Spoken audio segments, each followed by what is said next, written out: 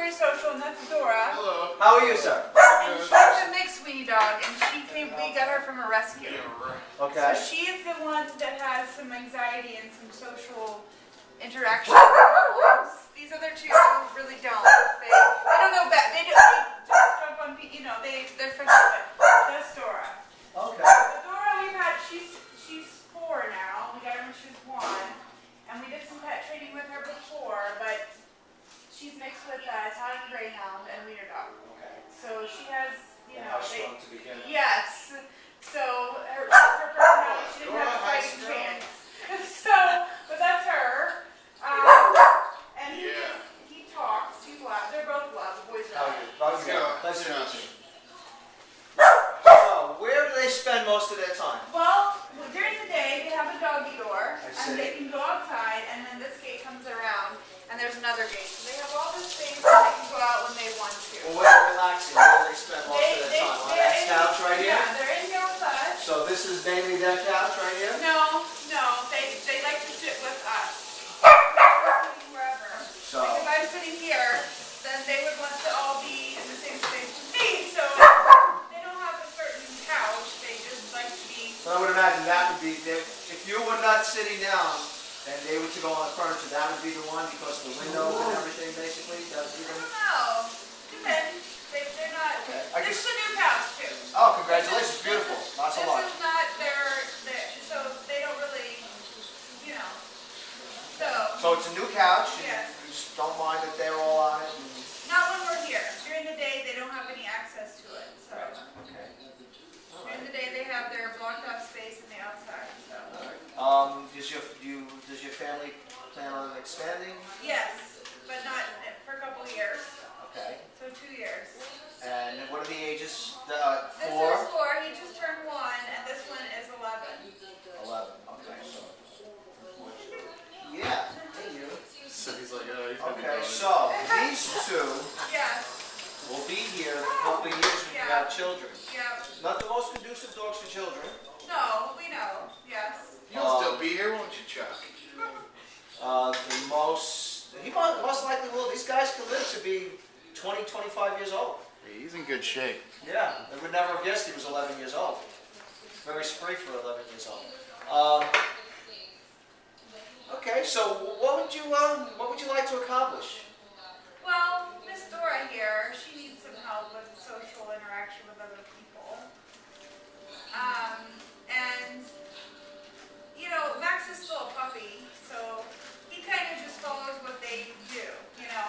So, but if we're on a walk with him, he doesn't understand, like, the other two don't really, say they see someone, they don't get too excited, but he likes to bark at people Yeah. and be ferocious, and then He he gets just afraid wants on a them to walk. play with him, but he doesn't know how to, on a walk, he's still barking ferociously at people, where the other two don't.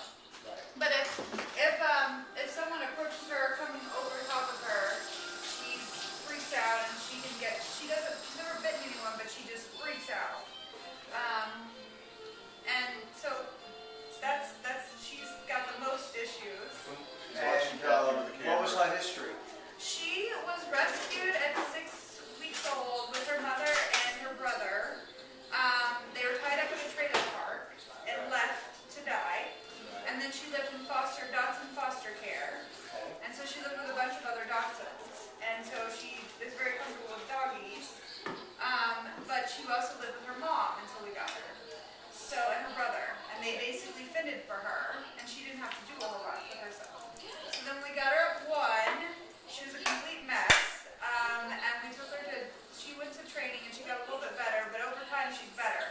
First got her, she would still be barking at you for standing. Like if you leave and come back, she'd be growling and barking at you. So this is like a lot better. You can be in her presence, but if you came to sit over here, Well, would you mind if I sat there? she will get upset, so. That's good. Oh, she's being nice.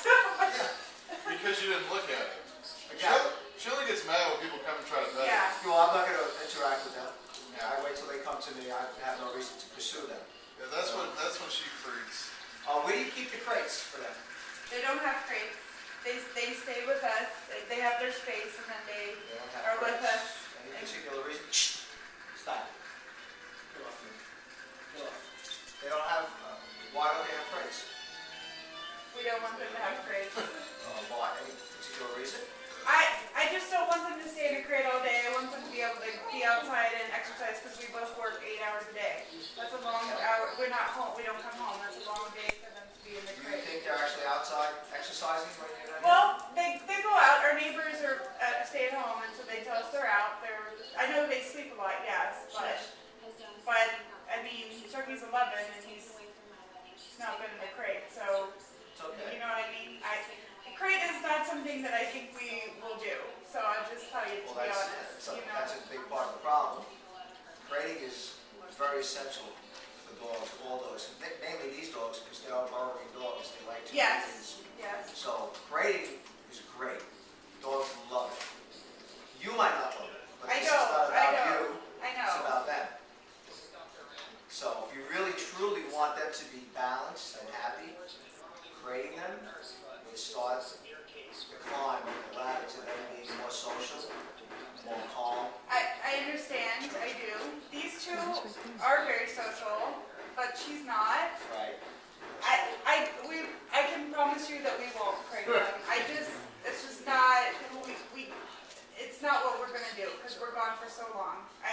We're not, I know that may seem selfish to you, but I Well, can't it's put them in selfish a crate. to them because it's your emotions that you're worried about, not theirs. Yes. You're worried about how you feel about them being in a crate. You're not worried about how they feel.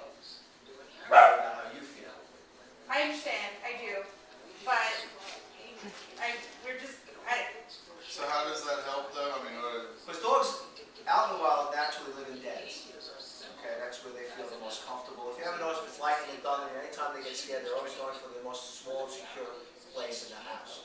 Either it be for you, to you, under your arms, where you console them and tell them it's okay, don't worry about it, which is very bad. Because what you're doing to them, you're saying it's okay to be scared.